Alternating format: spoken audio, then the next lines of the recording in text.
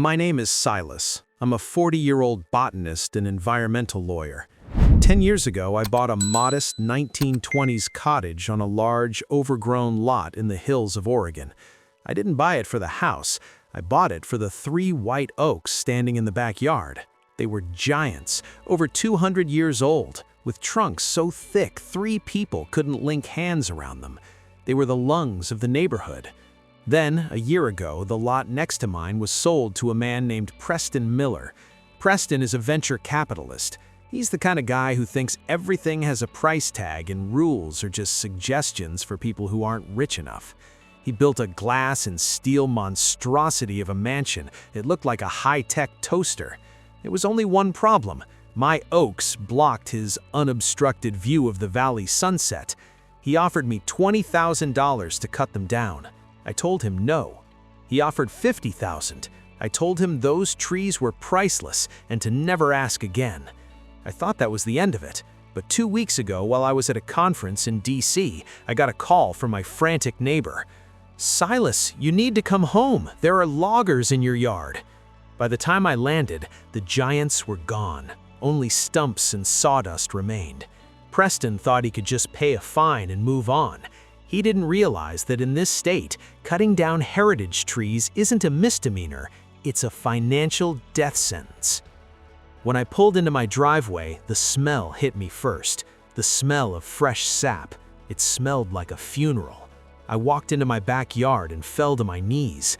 The canopy that had shaded my home for a decade was gone. The yard was scorched by the sun, littered with the corpses of 2 centuries of history. Preston was standing on his balcony, holding a glass of scotch, looking down at me. "Sorry about the mess, Silas," he called out, not looking sorry at all. "I'll send a crew to grind the stumps and lay some sod. I figured it was easier to ask for forgiveness than permission. Just send me the bill for the lumber." I didn't say a word. I didn't scream. I just took out my phone and started filming the equipment the loggers had left behind. I saw the name of the company, Miller's Quick Cut.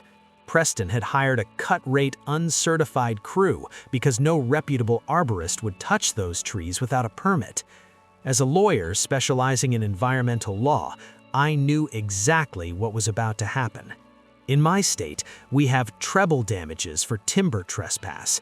That means if you cut down a tree on someone else's property, you owe them 3 times its value. But these weren't just trees, they were white oaks of a specific age and health. I called in the best forensic arborist in the country. He spent 3 days examining the rings, the root systems, and the health of the wood. "Silas," he said, looking at his notes, "these weren't just oaks. Based on the local historical records and the growth patterns, these were sentinel trees. They were markers for the original territory surveys of the 1800s. Because they were historic markers, their value skyrocketed. A mature white oak of that size, considering its cooling value, air purification, and heritage status, was appraised at $180,000 per tree. 180,000 times 3 is 540,000. Times 3 for the treble damages law, that's $1.62 million. But wait, it gets better. Because the removal caused a massive change in the soil stability and the appraisal value of my home, which was now direct sun and lost its privacy, the loss of enjoyment and restoration cost added another $400,000. And because he did it willfully while I was out of town, I was going for punitive damages. I sent the first legal notice. Preston's lawyer called me an hour later, laughing.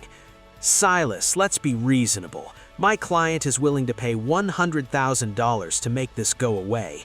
It's just some wood. Don't be a nuisance." The nuisance is a $2 million lawsuit. I'm also filing a criminal complaint for timber trespass and environmental vandalism. The laughter stopped. I also contacted the city council. It turns out those trees were on the heritage register. Cutting them down without a permit carried a city fine of $25,000 per day until restitution was made. Since you can't regrow a 200-year-old tree, restitution meant planting mature saplings of the same species and maintaining them for 10 years. The cost to transport and plant 3 30-foot white oaks via heavy lift crane, $300,000. While the lawsuit was moving forward, I realized Preston's new mansion was built on a steep slope. Those oaks weren't just pretty, their root systems held the entire hillside together. A week after the trees were cut, we had a typical Oregon rainstorm. Without the roots to drink the water and hold the soil, the ground began to shift. I watched from my kitchen window as Preston's $4 million infinity pool developed a massive crack. Then his glass-walled gym started to tilt. The city inspectors arrived.